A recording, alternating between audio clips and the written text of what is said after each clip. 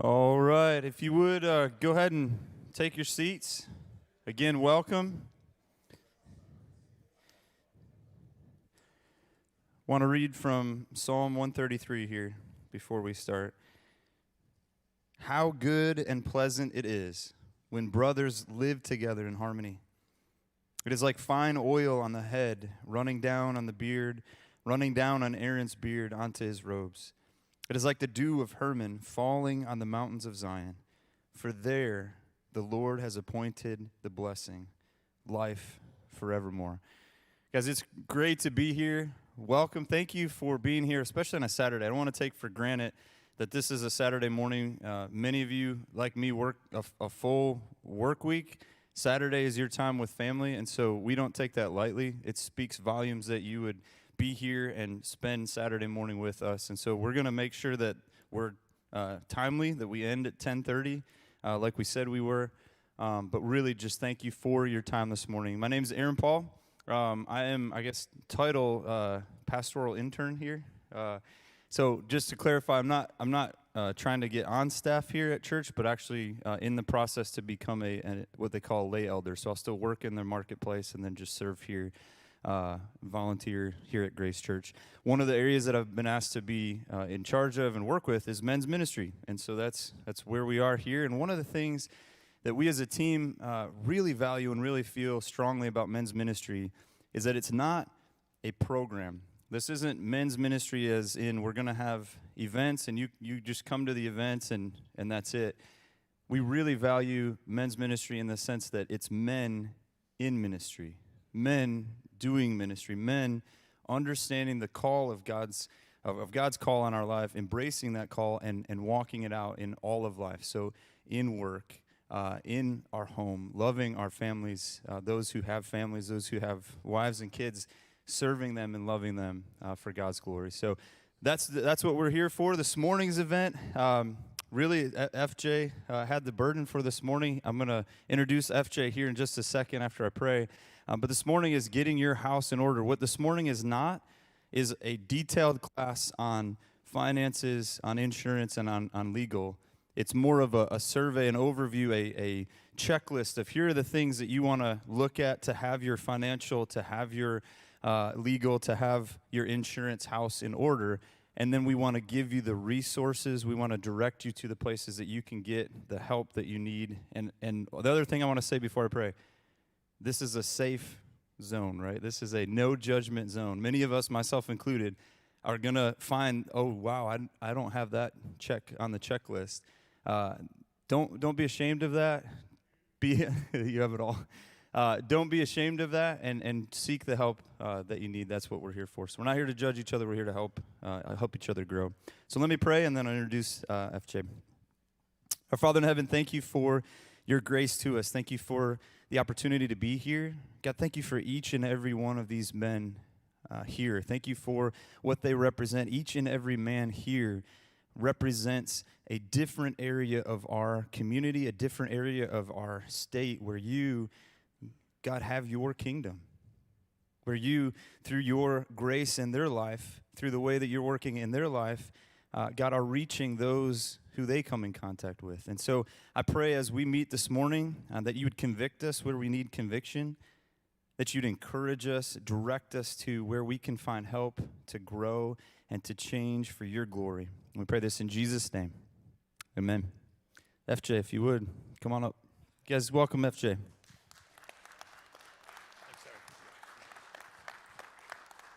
My fellow presenters and I would like to also thank you. It's interesting, I had this thought, one of the things I have in common with John, Cleve, and Brad, who are going to be presenting this morning as well, is that we've all been participated on the prayer team together for quite some time. If you want to know what someone believes, pray with them a lot. And the reason that I'm just honored to have them as friends. They are compassionate men. They are wise men. And I've learned so much from them myself, and I hope that you all will experience that in a small measure this morning.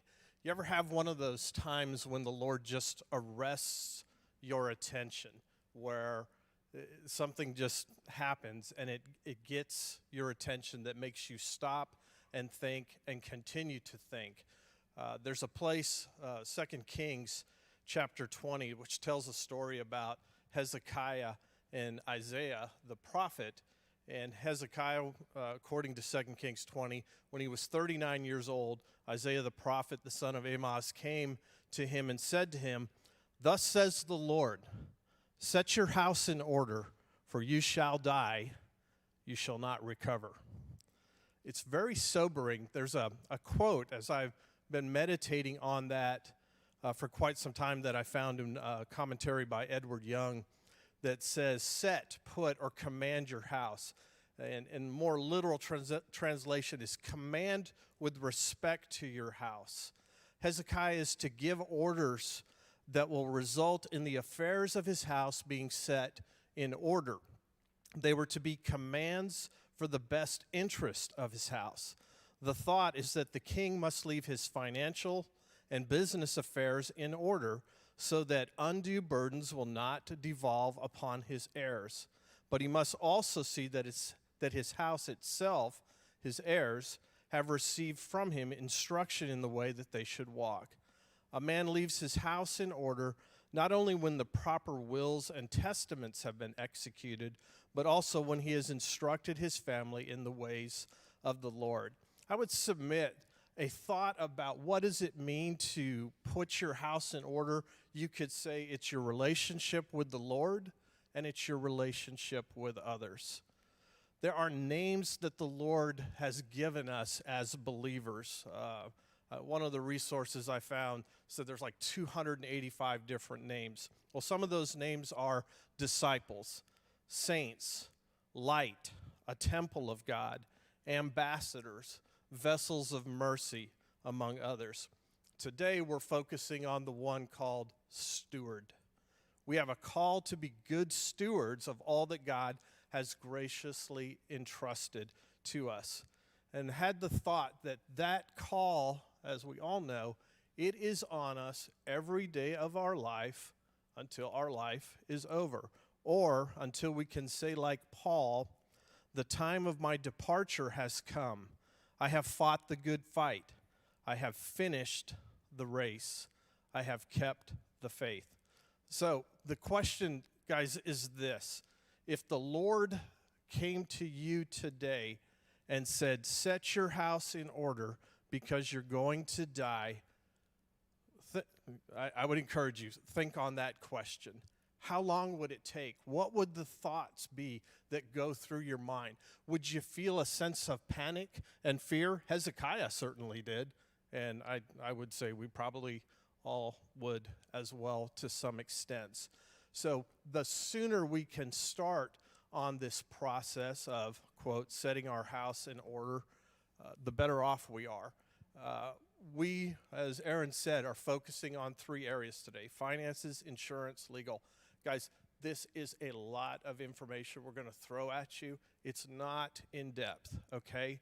It's checklists. It's the idea to do, I like what Dave Kelly told me. He says, "FJ, this has got to be the minimum requirement. We've got to emphasize this is the starting point." I said, "Amen, brother." So our hope with this time together is to provoke you to take action and seek additional information or help as needed. That's one. More importantly, it's to help you cover your wife and children, and it gives us all a chance to disciple others as well. Guys, when you get your house set in order, well done. I think the Lord would say, "Well done, good and faithful servant." The next step is then find someone else you can help, okay? The goal of our time together is not to guilt you or make you feel inadequate. I think we all get enough of that on a daily basis, don't we? The goal is to hopefully inform or remind you, and perhaps you'll have one of 2 responses. It'll be, "Oh, like I never knew that." Or it'll be, "Oh yeah, a reminder, I need to get that done," or "I need to get it updated." Life is dynamic.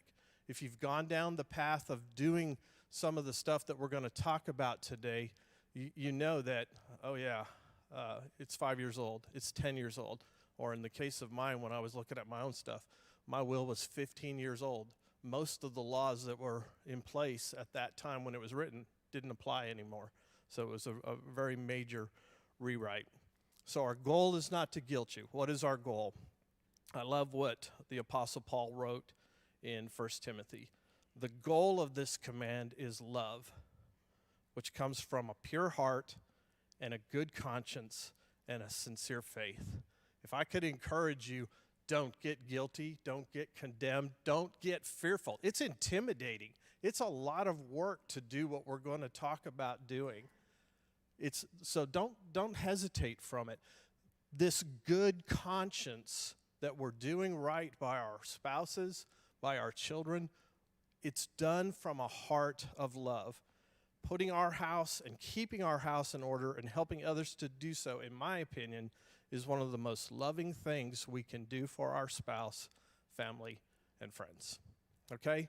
So with that in mind, Brad is going to be talking to us about finances. By the way, I got to put out one disclaimer, though. I'm trying to be professional up here, but there's a little extra handout that Brad did that seems kind of a little different format than the rest.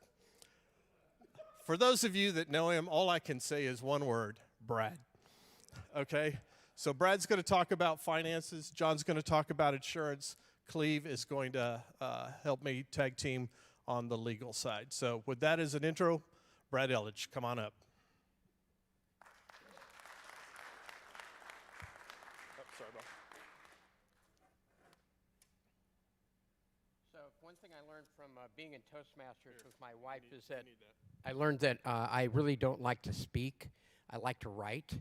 So I love writing speeches, but when it comes to delivering them, I just hate this stuff. So I will tell you one, he didn't want to guilt you guys. I don't mind guilting you guys. I hope I can shame you into some of this stuff, that I will consider myself successful. And hence the checklist, with FJ's authorship there. Just do it. So, guys, in order to kind of stay on time, I'm probably going to be reading my notes frequently here, lest we still be here when the playoffs start tomorrow. So last Sunday, Pastor Craig talked a lot about idols and other little gods that we tend to go after when our Lord and Savior are not enough. And Frisco is rife with these other little gods: the sports, money, education, kids, looks, impressing other people with the cars you drive, whatever, you pick it. They're all little alternative altars. And when we first moved here in 2006, my brother-in-law in Milwaukee says, "Hey, I just came across this article about Frisco and Collin County. It's got quite a biography here." He said that it's the most Republican, the most church-going, the highest educated, with the highest average income.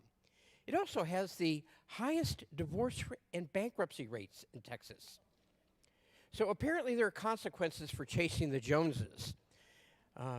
So that's why the Bible has over 2,300 scriptures on possessions and finances, because money and possessions are the main competitor for our allegiance to God. And it is the default idol people most get ensnared by. And so in recent human terms, we get to live long lives. I mean, I was just with a financial planner last week, and the model they were building is, I'm going to live till 92. I go, my mom's going, I'm 91. I never thought I'd live this long, But you guys are going to live a long time. So you have the chance to live a life of meaning and mission, but it isn't an automatic. I mean, if you go back to the original forefathers in the first part of Genesis, I mean, they were living 1,000 years, and they weren't exactly glorifying God. So it is a choice. You have to be intentional. You have to be wise, seek and know God's wisdom, and then choose well and act accordingly. hence our checklist. So, if we could have, let's see, slide 2 here. So compared to the world, we Christians have a really different relationship with money. Because first off, we start with the premise that he owns it all. It's not our stuff. You know, it's not the gulls and Nemo screaming, mine, mine, mine. It starts with it being his.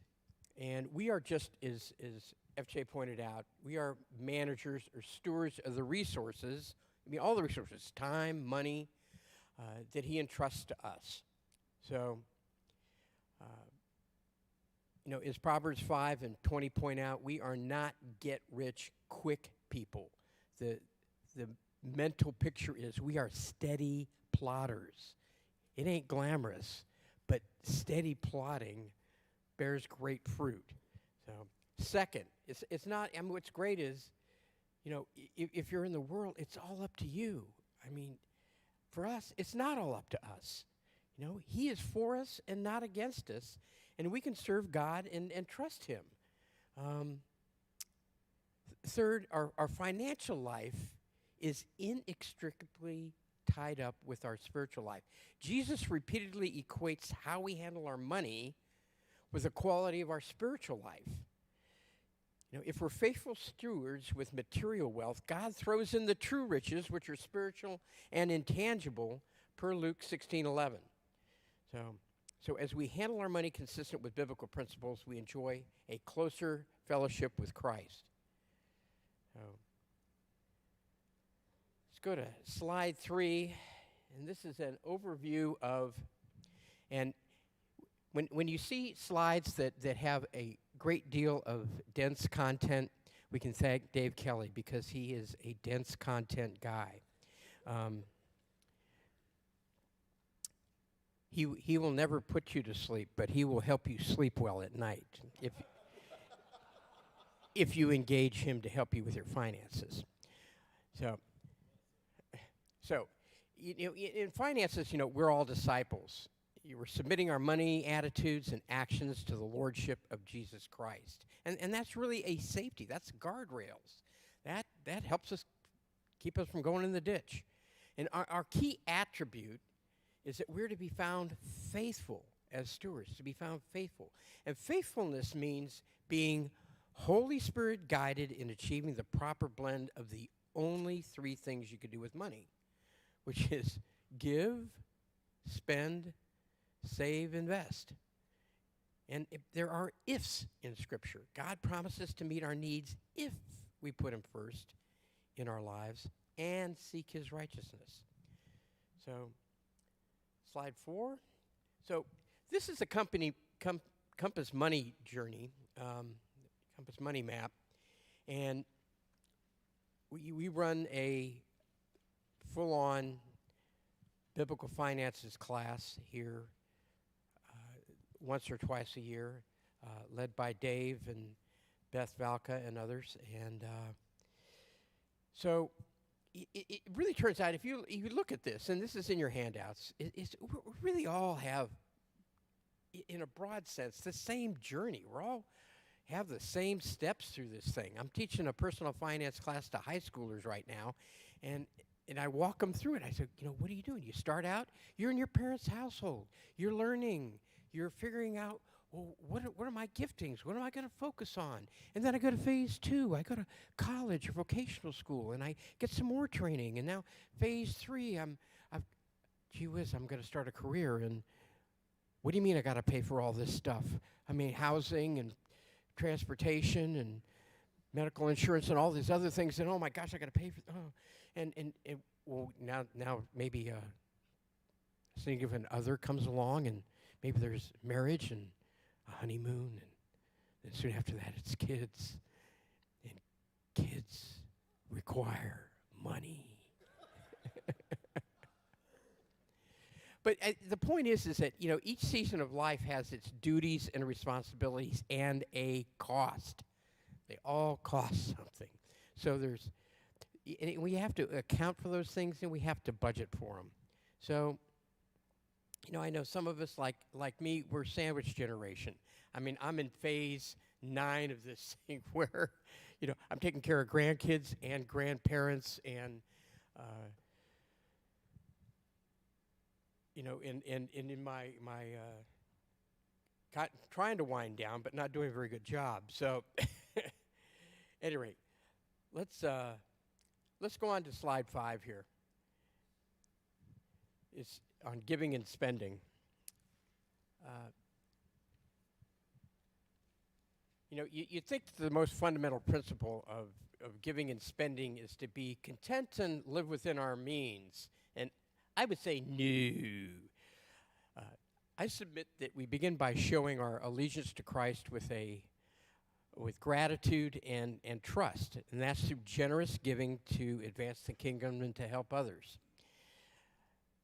It takes faith to give when things are tight financially, to trust that God will provide as you are faithful. I assure you, He is faithful and He cares for your needs. So our motive to start with giving is, number one, gratitude. We serve a generous Father, and there are lots and lots of scriptures that tie to this. And if anybody wants my full notes here, I'm happy to email them to them. But there's joy in giving, and we're not under compulsion, as Scripture says, and we get the liberty of being content. I think, in America and Collin County, it is easy to be restless about the house ain't big enough, the car ain't big enough, I've got more kids on the way, the more thing. But as Philippians says, I know how to be brought low, I know how to abound in any and every circumstance. I have learned the secret of facing plenty and hunger, abundance and need. I can do all things through Him who strengthens me. So, but I think one of the things that Dave likes to point out, and has really helped me, is that your giving should be planned. I mean, you make it a budget item. And I mean, I didn't used to do this, but got coached into it. Was, well, what am I going to give this year? Who am I going to give it to? And then, okay, here's the plan, and then here's a little pot that's maybe for spontaneous giving, that kind of thing. But I mean, we're always trying to balance those three things of, give, spend, save, invest. So, yeah, I want to be generous, but within what God's entrusted to me in this season, I might have some limits here. So let's plan for that. So faithfulness and wise spending. Obviously, it always starts with spend less than you earn. Spend less than you earn. If you don't do that, you never build margin, because if you don't save, you'll never get to the place you can invest. But a real strategy is that as your income increases throughout your lifetime, is that you increase the amount that you give, save, invest, and not go through lifestyle scope creep. Oh, bigger, better, everything. So the second point is to aggressively control debt. Paying interest is a rusty anchor around your neck. Proverbs 22:7. And then third is to, plan for essential discretionary categories. I've got a 27-year-old son who is still learning how to not be surprised by what hits his checking account on an automatic basis, like insurance. Yeah, it happens every month, son, every month. And why are you still surprised? So, so we track and plan for these things. A budget. I have to confess, this is where bad practice prevailed for a long time in my life, was that it was a wonderful tracking system. I knew where every penny I was spending was going. I just wasn't using it as a control tool. It was a wonderful historical retrospective, but it had no ability to corral and make intentional my choices. It was just a rearview mirror. So you really need to use a budget as a control tool. And So, and then finally, just that we have created emergency accounts, and we're not dipping into credit cards and things like that. We're able to fund things that are genuine surprises, with our own funding. So let's go on to slide 6 here with faithfulness and prudent investing. And Dave is a very humble guy, but he is also a gift to our body because he is really, really sharp on this.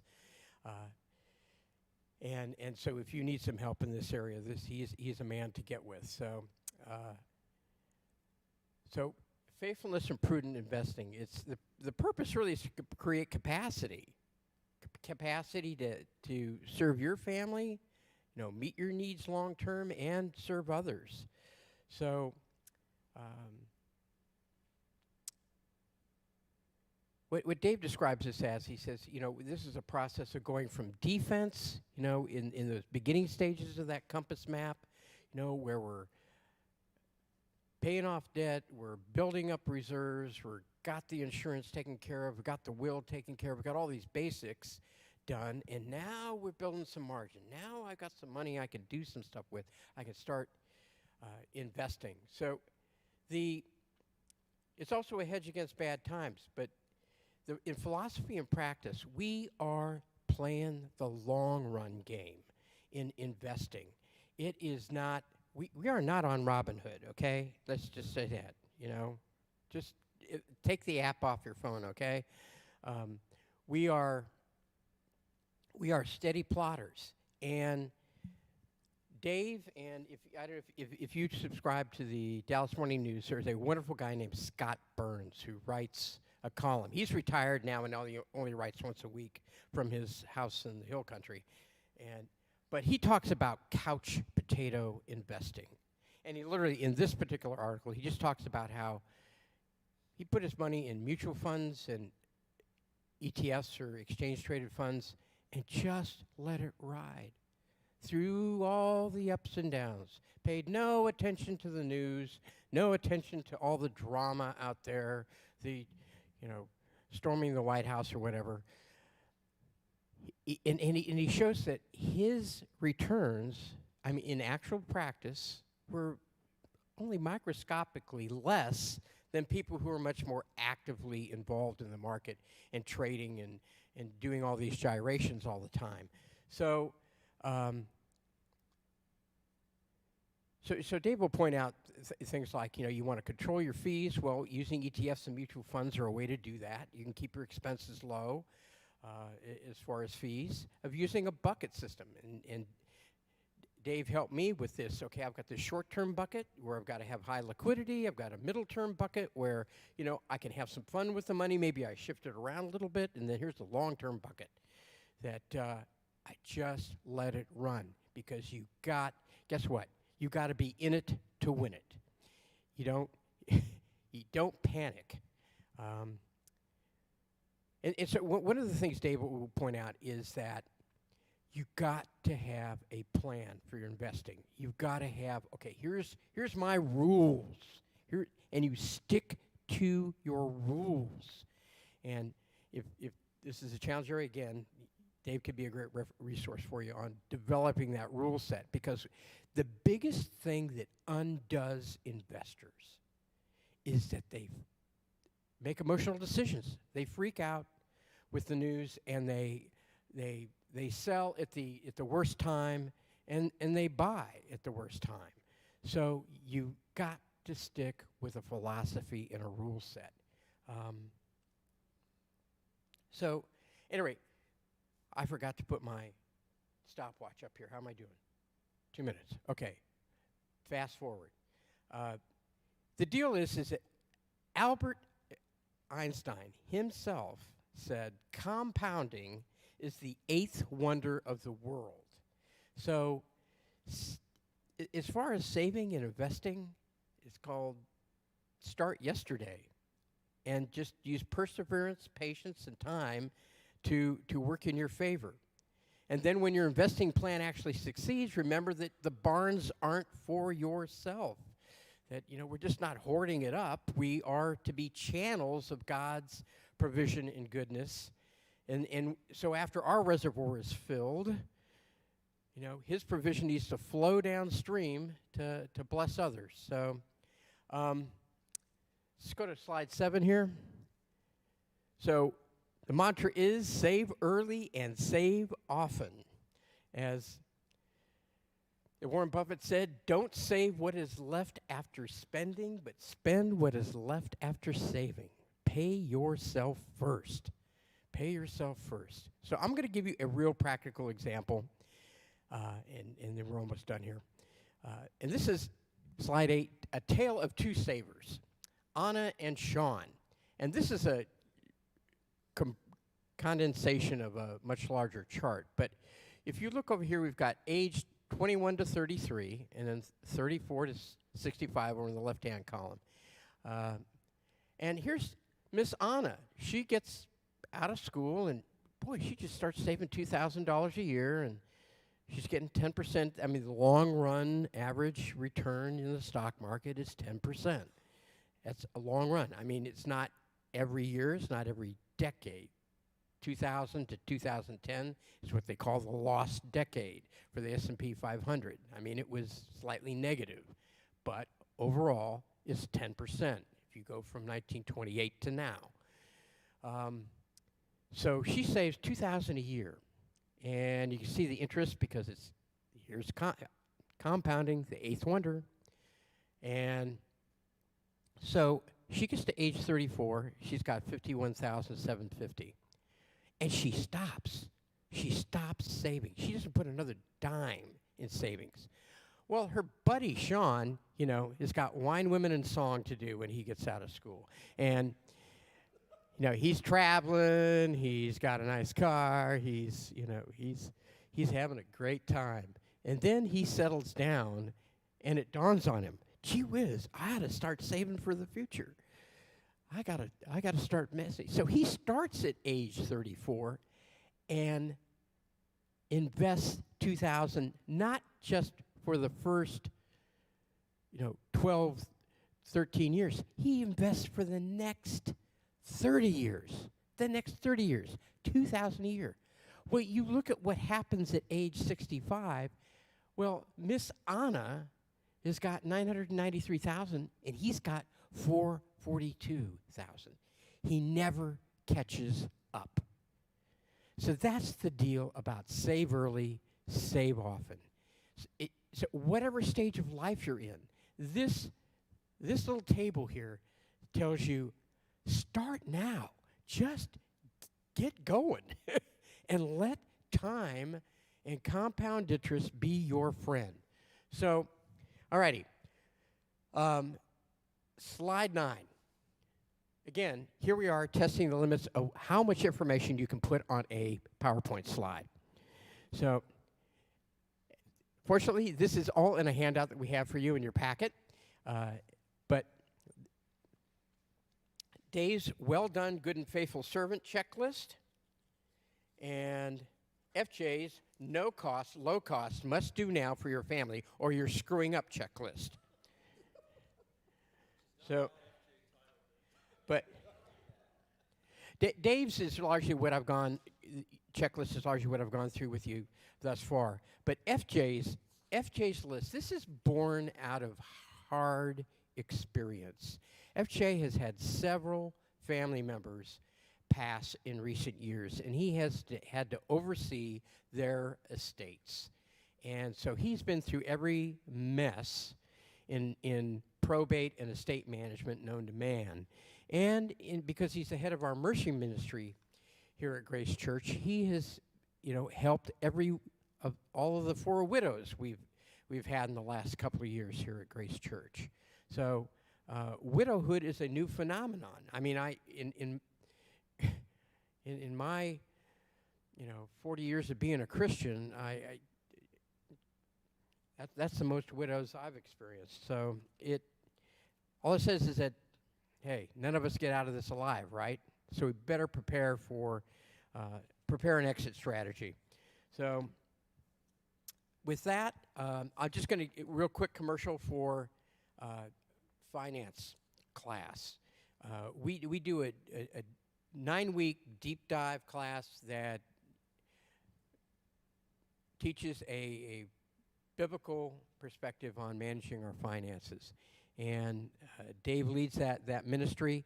We were not planning to do one here immediately, but Dave says that if we had enough interest to do one and we had heard from enough people, by tomorrow night, they'll run one starting January 31st, because between January 31st and Easter, we can get that 9-week class in without a conflict. So it would be on Sunday mornings, 11 a.m.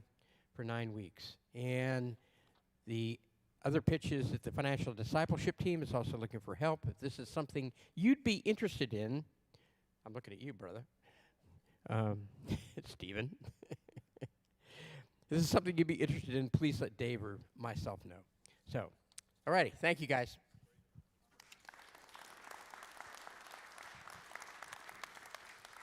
Guys, different things like if you're interested in the class, or if you want any of the other information emailed to you, if you want to just email mercy@gracechurchfrisco.org, it'll come to my attention and I'll be able to get that into your hands, okay?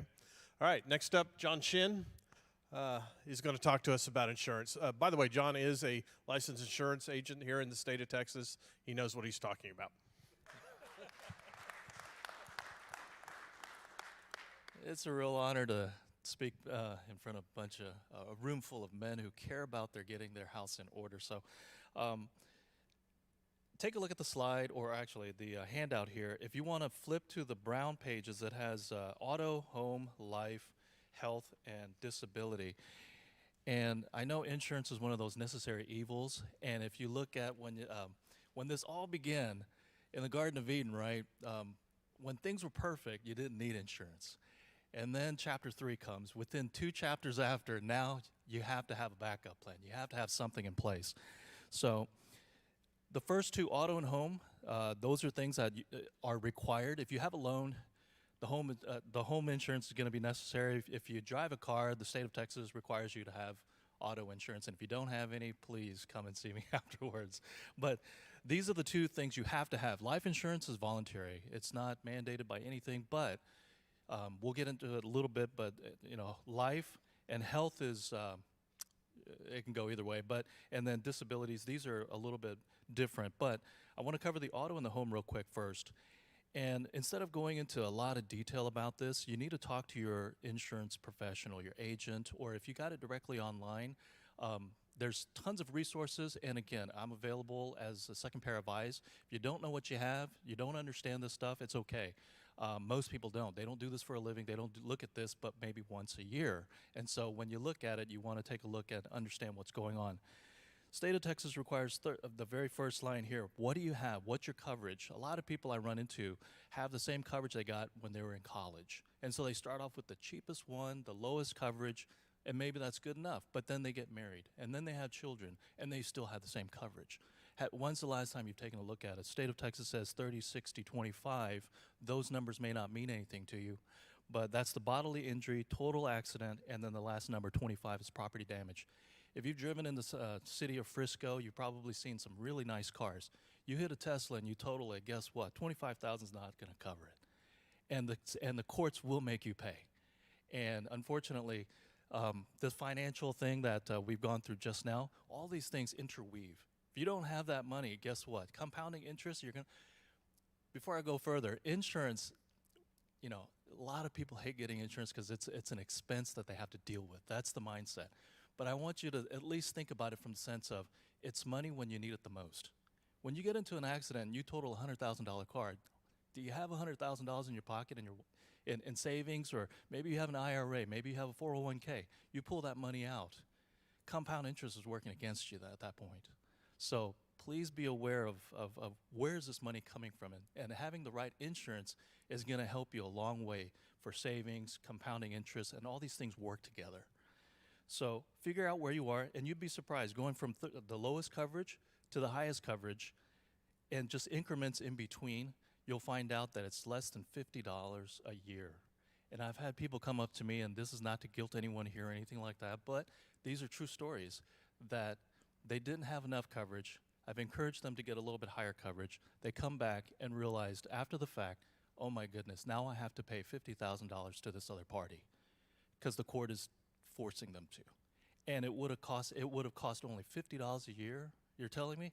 That's what I told you 6 months ago. And unfortunately, these things happen. And so figure out where you are. Ask your agent, how much is it if I bumped it up? How much is it if I bump it up twice? And then you'll find out that it's incremental. And this is the thing that's interesting. If you have the lowest coverage over a long period of time, you're going to be paying more than someone who has started at the 250,000, 500, 100. What that means is after 10 years, you've seen your auto insurance increase, right? But your 30/60 will increase a lot more. And I've seen people who have 30/60 and paying more per year than people who have 250, 500. And 30/60 could be $1,200, and the higher coverage after about 5 or 6 years, it's caught up. It's $1,000. And so now you're paying for something that's a third, a fifth of the coverage more, because the insurance companies, the way they look at it is, how much of a risk are you? And if they see you as a high risk because you have the lowest coverage, they're going to charge you. If you have high coverage, then they're going to say you're very low risk, and then they're not going to charge you. That's the way it works. So please be sure. Saving money is one part, but make sure you have the right coverage. And again, I'm a resource. If you want to reach out, we'll take a look at it and say, in your life right now, you have kids, you don't have kids, you're retiring. There are things that you can do to structure it so that you save money, and then in a 2-year, 3-year, 5-year plan, you should be at this point. If you have a lot of accidents, there are things that you could do to try to reduce these premiums, because I know, why should you sit there and have to pay all this money? I've had people go up to $20,000 a year because they have young drivers and there's accidents. We got on a 2-year plan, got them down. They saved $6,000 the first year, and now in the 4th or 5th year, they're saving about $12,000 a year. I mean, hopefully you guys have something to do with $12,000 a year, So these are things that we can talk about. These are things that we can talk about. So I'm not going to go into a lot of other details, but credit history is one about middle of the page. If you guys are in situations, the insurance companies are going to charge you based on credit history a lot. If that's something that you need to get in order, please join the financial class. Get that in order, because the same coverage as the guy across the street from you, you'll be paying double. Why? Because your credit history is not good. That's the one thing, if you get fixed, you'll be paying a lot less. If you feel like, man, my auto insurance is just sky high, my home insurance is sky high, what's going on? Credit history is one of the biggest components of that, and you'll be paying twice as much than you need to. And you don't need to be in that situation. So start working on it. If it takes you 2, 3 years, 5 years, 10 years, at least have a plan to work these things through so you have the right coverage. Tickets, don't ever get those. Do defensive driving, subrogation, because that's a $500 per year you're going to get dinged. You think that you're going to pay off the ticket. The ticket is what, $300? I'll go ahead and pay off a 5-mile-an-hour ticket. But on the insurance, on the renewal, you're going to be paying $500 for the next 3 years. That ticket costs you $1,500. So if you can take defensive driving and deal with a 4-hour class or whatever, do those things. Home insurance, the rest of the auto stuff, these bullet points, start asking your agent about it. Home insurance, there's going to be a couple of things in home insurance you're going to look at. You're looking at replacement cost versus actual cash value. In the North Texas area, home insurance has started skyrocketing. I'm sure all of you guys have seen that. And so a lot of these companies, what they started to do is they're offering a cheaper option. The problem with that is there's a lot of small language, tiny language in there that says after a certain period of time, your roof is going to be actual cash value. What does that mean? They're going to depreciate it, and you're not going to get the full value of that. And then you have the deductible on top of that. So if you don't have a brand new house within the first 5 years and you're paying closer to $1,000, chances are you're paying for an actual cash value policy. If you're paying $1,500 and above, you're having replacement costs. The reason why that's important is if your house burns down and there's small print there that says your house is actual cash value after a certain period of time, guess what? If that house is $350,000, you may see a half of that. That's a nightmare. Don't get yourself into that situation. You're saving yourself $500, and it could cost you hundreds of thousands of dollars. So please be aware of what you have. If you don't know, give me a holler, ask your agent, what is this? What part of it is depreciation, which part isn't? And they should be able to explain that to you. The other thing, claims. Don't put a lot of claims out there if you don't have to. Get an estimate first, let a professional figure out how much it is, figure out what your deductible is, because once you open up claims, you have about 5 claims within the last 3 years. The insurance companies are going to look at that and say, you know what? You're going to go from an A+ rating to a B+ rating. Now they have the ability to charge you more. Why? Because you've opened up 4 or 5 claims. It could mean nothing. It could mean, it's open, 0 payout, and it just shows 2 or 3 0 payouts. But the fact that you opened them, they look at it and they can tier you down. And then when they tier you to a B+, you're going to end up paying a couple $100 for no reason. So be aware of when you open up claims. When you need to, you need to. But when you don't need to, please be aware to go get a plumber, go get a roofer, go get someone that is trusted. Take a look and see what it looks like. And if the insurance is only going to give you $500 or $1,000, chances are it's probably not going to be worth opening up that claim. Save it for the real big stuff that's $20,000, $30,000, $40,000. As for discounts, there's a lot of discounts these days, especially things like water detection, smart home. You'd be surprised with, some of you guys may have some smart home devices and stuff. Some of those things are, discounts. Ask your agent about it. Say, hey, look, I have an automatic thermostat. I have a camera system. I have these things. Ask them, are there any discounts? More and more companies are adding these things in there. And chances are, if you're not asking for it, they're not going to give it to you. So please ask for those things. Life insurance is where I want to sit a little bit on right now because this is something that's voluntary. No one's going to make you have it, but it's something very, very important. And the types of life insurance, there's basically 3. There's going to be term life insurance, some sort of market-driven life insurance, and then you have a whole life insurance. The other 2, the last 2 are going to be a little more complicated, so I'm not going to go through those. But term life insurance is where I kind of want to sit for a little bit here because they go in increments of years, and so 10, 20, 30 years. If you have loved ones, if you care about anyone, if you have a house, you're going to want life insurance because I've seen widows throughout Grace Church and other places as well. If you're the sole earner in the house and you happen to pass away, you're leaving a lot of pressure to your wife and your children if you don't have any life insurance. You have large expenses like a house, a mortgage, final costs, and these are, how much is the right amount? You can calculate these things. Final expense, large expenses, loss of income and education for your kids and stuff. Final expenses, we're looking at, probably around $30,000 is what they say now on average to bury somebody. If you don't want to burden your family, your parents, your loved ones, at least have that amount so that you can rest in peace without bothering other people. And then you have the larger expenses. If you bought a house, you need to make sure that you have at least to cover the house. There's credit card expenses. There's a few other large expenses, automobiles and things like that. Just cover those things. And we're probably hitting right around 300, 400,000 probably right in that area. And then you have things like loss of income. A lot of people don't think about this, but if you're the sole earner in the house, I've had people say, you know what, my wife will just get a job, or she'll just get remarried. I don't need life insurance, she'll just get remarried. And that conversation changes quickly because my wife told me, I'm not getting remarried. It took me 20 years to train you. And so I'm not going to go through, I don't have another 20 years to train anyone. So life insurance, if you look at it, the starting point is about 10 years.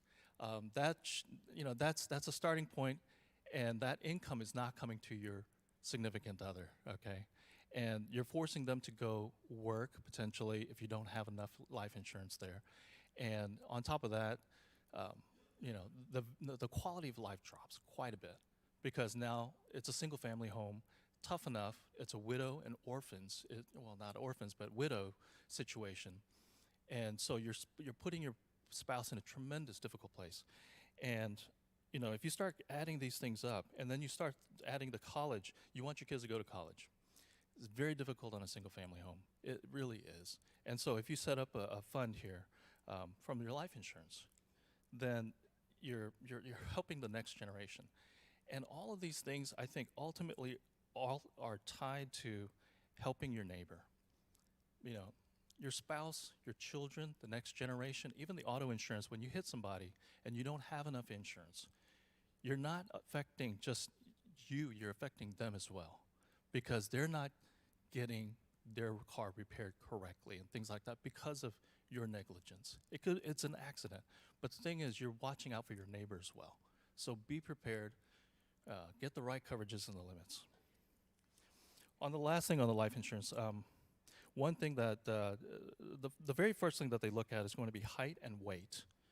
And if you guys work on your height and weight, because that's going to be the first place that they start. And then from then on, there's going to be medical that they're going to start looking into.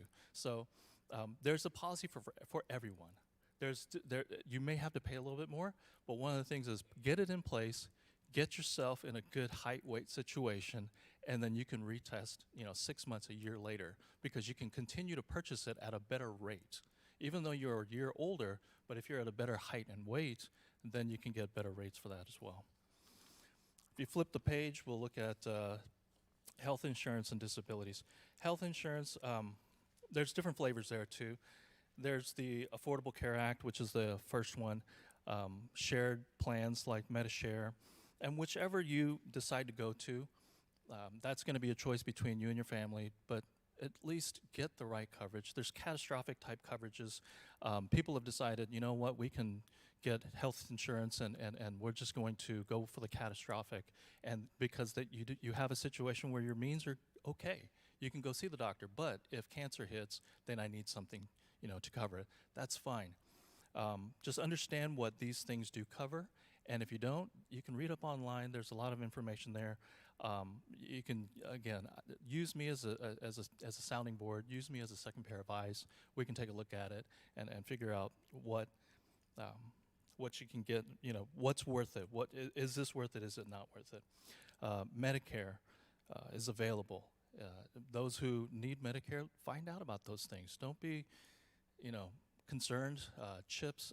Those are things that are funded by the state, and find out about those things, and you can get really benefit off of those things, especially if you have young children and you're in a financial bind.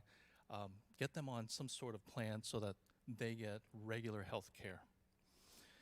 There's commercial. You'd be surprised. You can have a business of one person get health insurance, and then you can cover your entire family. If you have a small business, you have an LLC, a sole proprietorship, or anything like that, literally you can have one person be the employer plus family, and you can cover your entire family. And then the options are good. The premiums are actually about the same as what you would see out there in the Affordable Care Act. Right now, it's pretty comparable, but the coverage is so much more robust and better. So if you have small businesses, look into that. Give me a holler. We can take a look at it together and figure out if there's a plan that works for you. Disabilities is something that, it's a luxury product, I'll tell you for certain. But the thought of me having my kids sponge bath me and things like that is just not something that I look forward to. But disabilities is where this is covered through. There's basically two types of coverage. It's going to be use it or lose it, just like an auto policy, and then there's a life insurance with riders in there. They work differently. The life insurance one is a good one because you have cash value and you're able to put into it, and there's a set time stopping point. If you pay in for 20 years, if you pay in for 10 years, if you pay in for 30 years, whatever it is, there's a stopping point because you've purchased the policy. But that policy will work continuously afterwards. There's a set dollar amount that it'll work with the standard, but the life insurance one is better, as far as overall coverage, and it'll continue to grow. Problem with that is the second one with the life insurance is going to be quite a bit more expensive. So if you have the means and if it's available to you, then the second one is going to be the one that you probably do want. The first one is still available, and then you want to address these things when you're hitting right around 50 years old. People think, well, I'll take a look at it when I'm about 70 and closer to needing these services. you want to start early, especially if you're going to go towards the life insurance one, because the rates are going to be cheaper when you're younger, and you can pay it out in the next 20 years and then use it when you're in your 80s. So these are things that you need to plan ahead before you get into your 70s. That's basically it. Hopefully I touched the iceberg of this stuff. There's a lot more detail to it. Talk to your insurance professional. Give me a holler, John Shin. I'm on Alexio, or just give me a holler. Reach out to FJ, and then we can set a time to take a look at it. If you're in a financial bind and you're having to pay way too much for insurance, that's one point. That's a starting point, and then we'll continue to build your portfolio, if you will, so that you don't get yourself in a situation where you want to build wealth.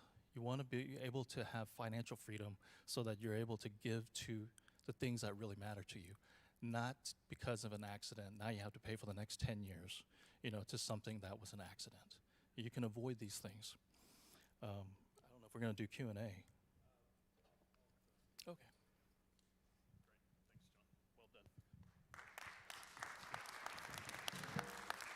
Well done. We had talked about leaving time for questions after each one, but as you can see, it's a lot of information, and even with practice, we're having a hard time staying at the 20 minutes total for each speaker.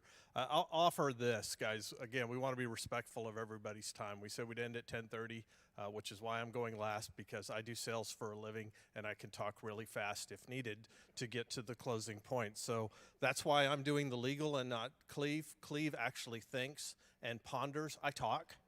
So we will whip through the legal aspect very quickly. And what I will offer is, if you want to hang around after 10:30 and ask questions, the guys are willing to stay and talk. And we can either do that in a public setting with the microphone. Aaron's prepared to do that. Or if you want to just come up and talk as individuals. If we have a large group that stays, we'll just take, how about 15 minutes at that point? But that's optional for you, okay? All right. So let's get into the legal aspect real quick. And the document that starts out with estate planning, it's split in half. And a way to help you understand these things, if you've never dealt with it before, is one is while you're alive, that's the top section, and the other is after you have died, that's the bottom section. So when you hear wills and trust, it's after you've died. You're not around to have any input anymore. But these 5 that are above are extremely important documents while you are living. So I've got some highlighted things here. And by the way, as I said, I'm not an attorney, and I have not played one on TV. Cleve is an attorney, and he has played one on TV. So not only can you get good counsel, he's available for autographs as well.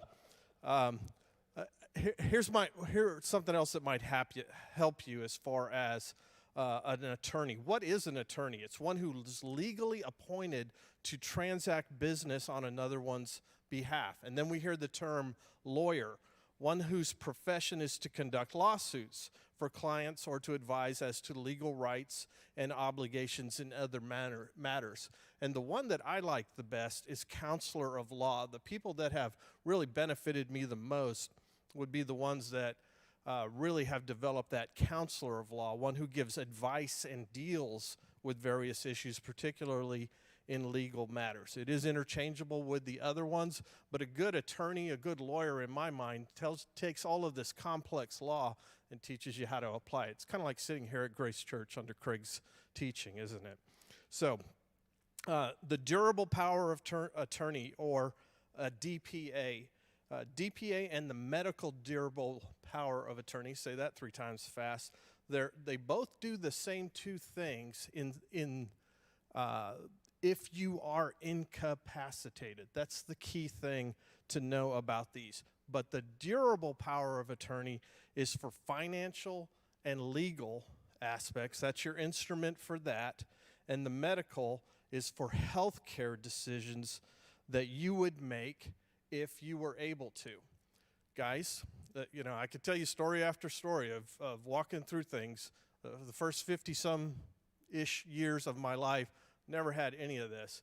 And the last season of my life, it seems like there was a time where we were dealing with this stuff every single week. Do not put your spouse in a position where she cannot access your finances, where she cannot talk to insurance agents, where she cannot talk to investment people, where she cannot talk to doctors because you don't have these in place. They are critically important. John, in one of his slides, you'll notice he said something about the durable power of attorney, like a real caution. My own attorney told me with the DPA, it is the most powerful instrument. That is something that you have to be very, very wise in who you give that ability, because they can act like you for all your finances and for all your medical. I had this thought as we were sitting there. All of these things that we're talking about, guys, this takes courage and it takes communication. You are talking about the most uncomfortable things we can talk about. Let's just call it what it is. When I sat down with my parents to say, what do you want me to do with you when you die? That is a difficult conversation. When you sit with your wife and say, if you're incapacitated and they've hooked you up to machines, how long do you want to be on that? When you walk through the situation of someone who's on machines and it's time to turn it off, it's horrific, particularly if they don't know the Lord. So, setting our house in order, relationship with the Lord, relationships with others. I do not know how people deal with death outside of the Lord. All right, so those two very important documents, one for legal, financial, and the other for medical. The HIPAA, the reason we've got that on the list, again, it's a very important document. Now, when you go to a hospital, they always have you sign all those HIPAA forms, right? And that's basically at that point, it's like, who do you want to release this information to? And we all kind of, I don't know why I'm signing this. My doctor can know, my wife can know, and that's about as much thought that we give. Where this becomes extremely important, and I want to give you one practical with it. If you have adult children, do you want to know what's going on in their life if they have a catastrophic medical event? If you don't have a HIPAA form where they have signed and said you can have access to their information, the doctors probably will not let you know what's going on with them. I've actually experienced that one before, where I walked into a hospital room and said, I can't talk to you. Most people will exercise common sense and they'll try to work with you, but why take the risk? The HIPAA form allows people to share medical information, whether it's you for someone else or your spouse to you, vice versa, kids, all of those types of things. So I just would stress that one is extremely important. The directives to physicians and family or surrogates, the living will, this one is your desires to administer, withhold, or withdraw life-sustaining treatment.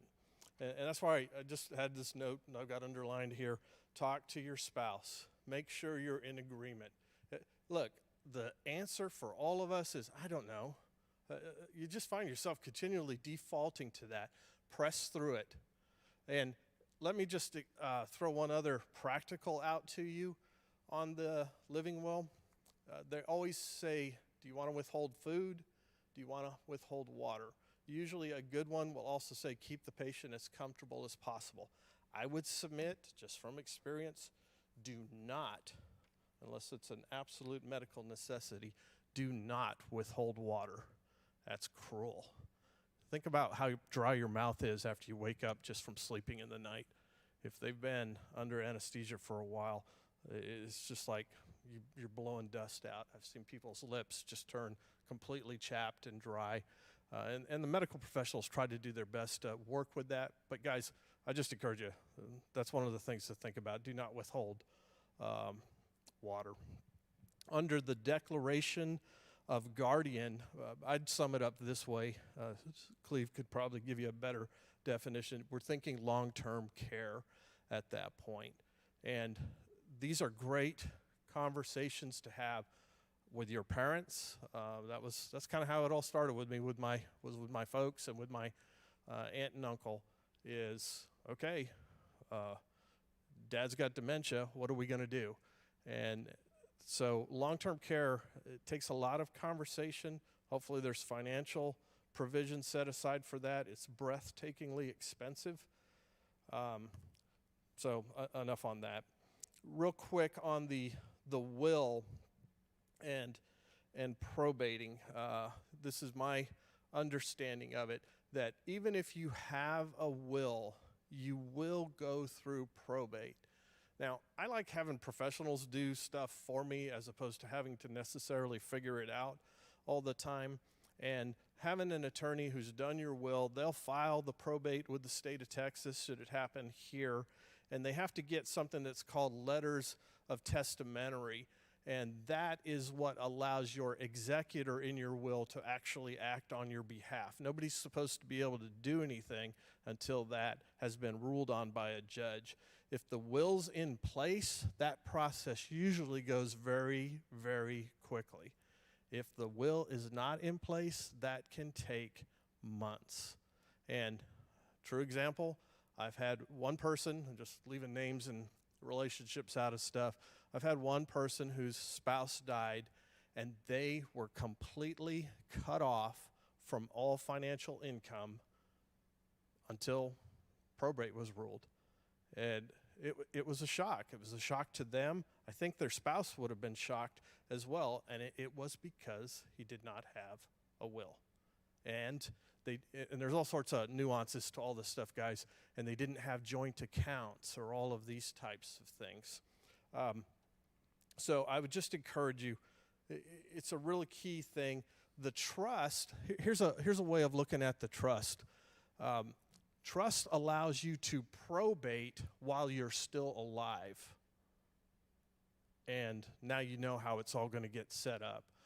Would be a simple explanation of that. I'm not going to go into any further depth of that. I'm not qualified. That's where an attorney or do the research, talk to Cleve on these different types of things that can position you for taking care of your family after your passing. I put some notes down for myself. I do want to throw this one out from experience. It's about beneficiaries. This is a key statement, I think, again, that you learn from experience. Beneficiaries trump wills.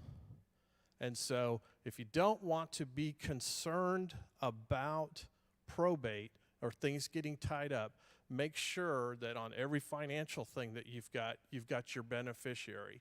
Unless you're doing a trust, and that's where, again, they can direct you through that.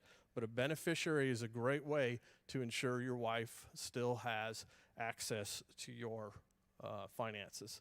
And that would go for checking accounts, investments accounts, insurance accounts in particular. Another quick story.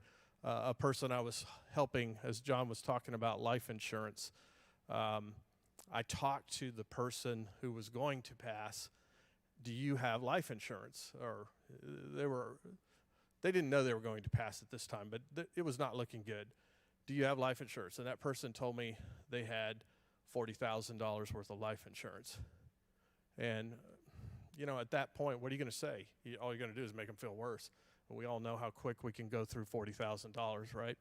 But I just remember thinking, oh my God, what are we going to do? And in praying through that over the next few months as they went through treatment and the individual did pass away, I remember talking to the spouse in a follow-up conversation, and I said, we had a very productive conversation, but I then came back to, I got to ask, because they had young ones at home as well. This is what he told me about insurance, life insurance. And I was very, very relieved to hear that actually they had $1 million policy. And I'm like, oh, thank God, because we can work with it. And just that, whether it was, perception or whatever, just to know that there was a safety net there of some amount. And even as John said, even if it's a 10-year type of thing, guys, get that safety net. I'm a male. I get all the shortcuts. I've done all the shortcuts. I've probably invented some new shortcuts or justification for not doing what I should have been doing. And get it done.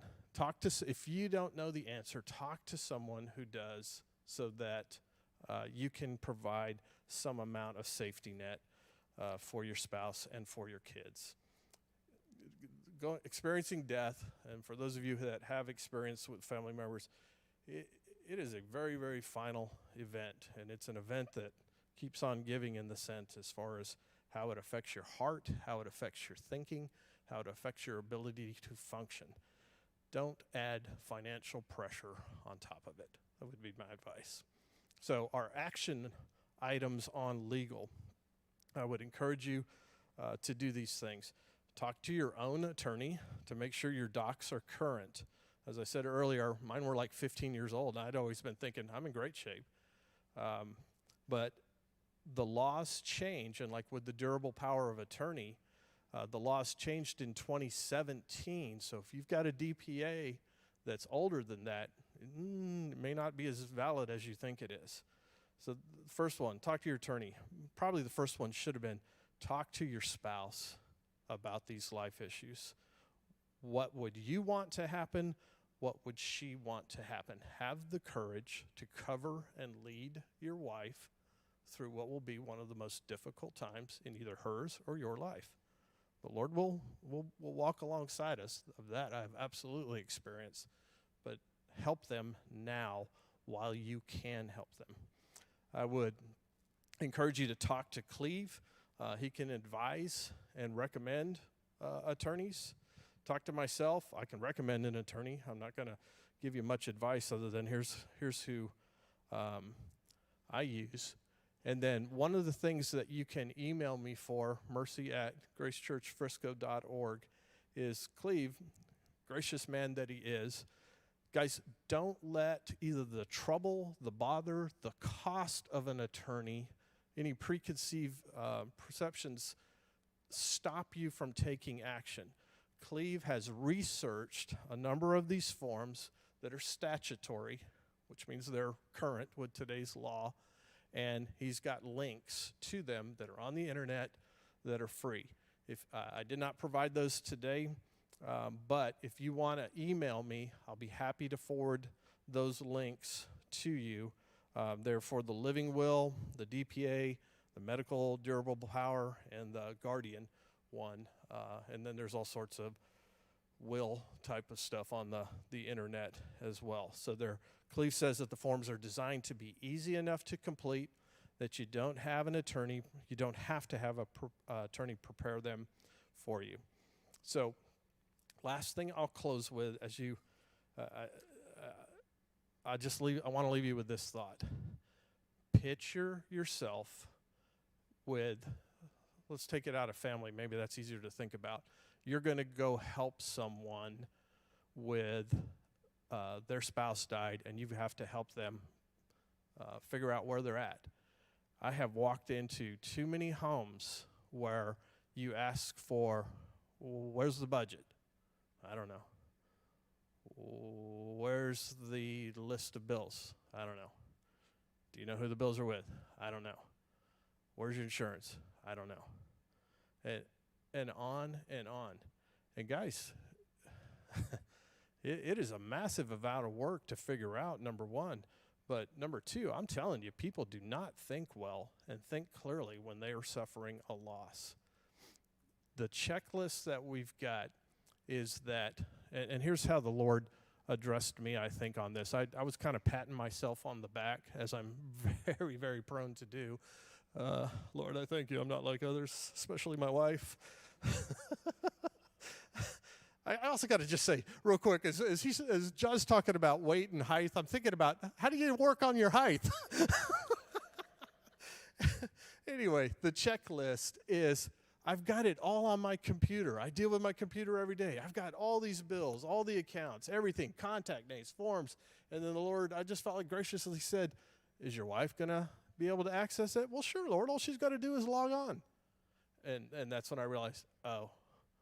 So I'm in the process right now of putting together a book that has all of this organized and printed out, and it starts on page 1. If you need to know about the finances, here's who you need to call. If you need to know about legal, here's who you need to call.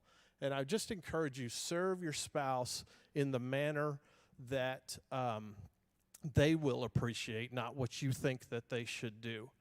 And the last thing I'll say is that, guys, this applies to us as well. I would be fairly certain that there are, I like managing our finances. I've seen lots of families where the wife manages the finances, and that's fine.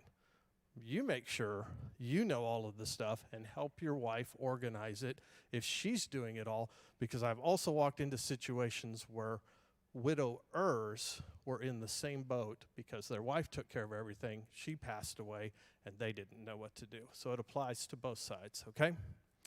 I will submit to you. We'll pray and we'll close. Aaron will do that in a second. And if you want to stay and ask questions to John, Cleve, Brad, who left, so you're not going to ask questions to Brad, but Dave Kelly's here, we'll be available, all right?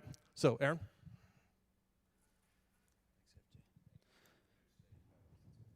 I will. Yes. Yeah, we have a 20-minute message right now. No, I'm just kidding. Dave, do you mind standing up? That's Dave Kelly, everybody. So, thanks for being here, Dave. So just review. So financial, we heard give, spend, invest. So if you felt like, man, that's the area that I really need help on, don't forget what Brad said. Dave, you offered, is it by tomorrow night? Is that? Okay. Yeah, let's talk.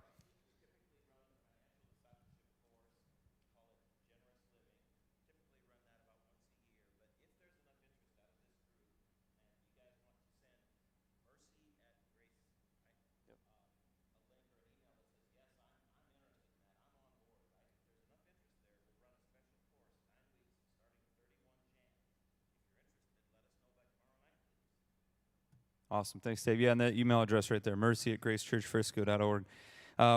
Thank you, John, for sharing about the insurance. Safe to say, talk to you or talk to your insurance agent is a good action item for that, right? And then legal, again, you can email FJ for the links on that, or see FJ or Cleve Powell on follow-up for that, on how to talk to, find an attorney if you don't have an attorney, or how to talk to your attorney and get those documents in class. So last thing I would just challenge you with is, it's a lot of information. It's a lot of possible steps. If you went through in each one of those categories, you have next steps to do. It's going to be challenging to prioritize what's my next step. That could also be a question that we ask. But I'll just encourage you, what I've seen in my life is just pick one and do that one. So just have one of those baby steps. Do one of those steps. If it's the financial class, let that be your next step. If it's talking to even just coming and talking, just sending an email might be your next step. So, guys, thank you for your time. If you did not have 3 breakfast burritos today, we have enough so that everybody could have 3. So on your way out, please grab whatever amount of burritos will get you to 3 burritos. If you've already had 3, I hope you enjoyed them.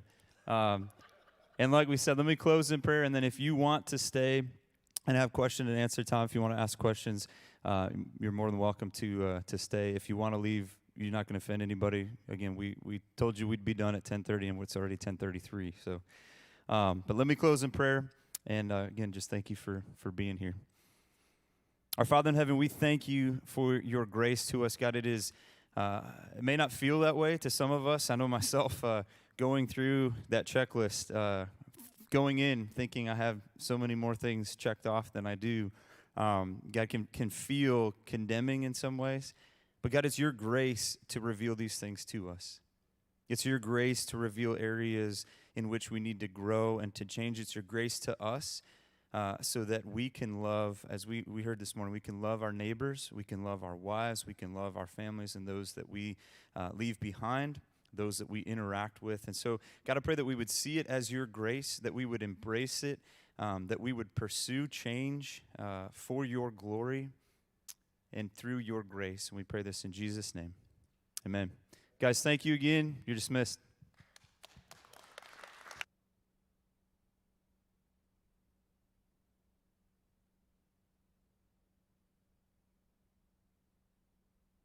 If you want to hang and ask other questions, Aaron's got a mic. If there's a big enough group, we'll give it a couple of minutes. For those that need to leave, feel free to do so.